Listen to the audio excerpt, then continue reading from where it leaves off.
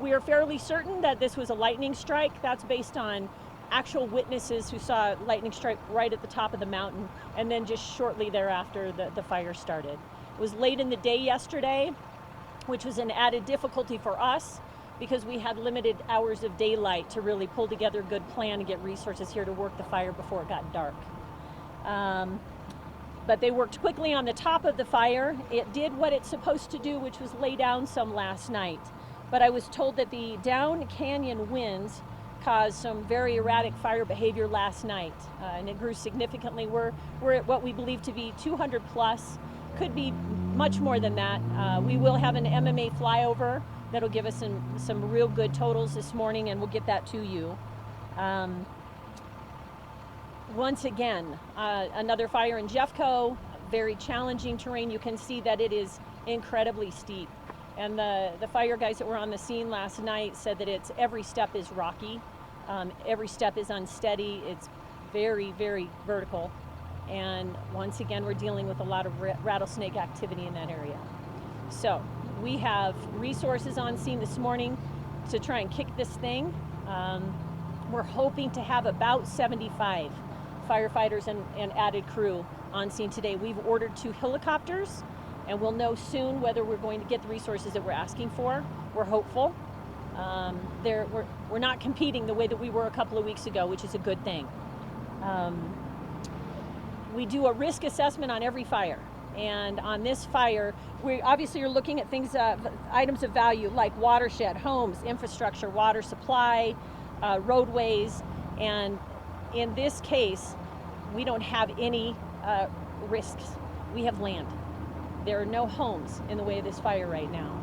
So we're going to try and do everything we can to keep it that way. It definitely grew because of the winds. We're having a quiet moment actually, but the winds have been incredibly intense, as you all seen this morning. So that'll continue to be a challenge for us today. That's the update that I have for you. I've got jurisdictions here and some other data, but just let me know what you need. So at this point, there are no firefighters on there, no one working the fire trying to contain things, correct? There actually are firefighters up there now. There are many more coming. We just had a briefing, so we're going to deploy a lot of resources. You're going to see them heading up here soon. But there are some that stayed up here all night long.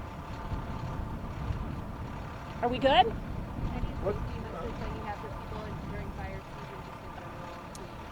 Oddly enough, we went from a fire ban yesterday morning to fire restrictions, which is just a slightly reduced level of restrictions to our community, and it is still dry. One lightning strike caused this fire, so it is still a need to be incredibly cautious with how you use any sort of spark or flame, and report anything that you see.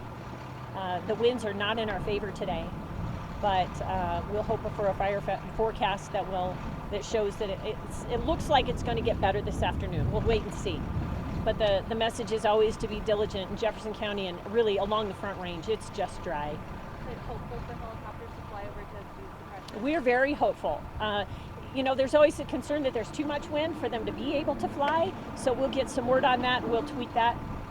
But our hope is that we have 2 helicopters, one from Douglas County and one from the state, and we'll get them up. Because fighting from the ground is really tough. Fighting them from the ground is always tough. Look at that mountainside. That is incredibly steep. It started at the top, worked its way down to the road last night.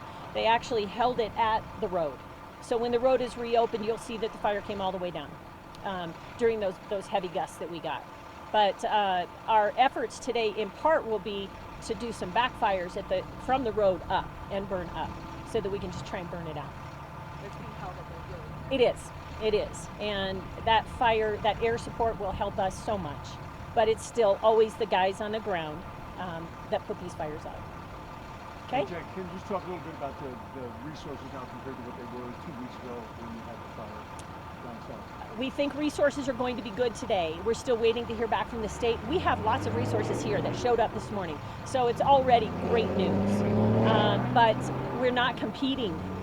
We don't have other large fires along the Front Range, and I hope that stays true all day long, so that we can focus on this one, and that will help. Okay, thank you all very much.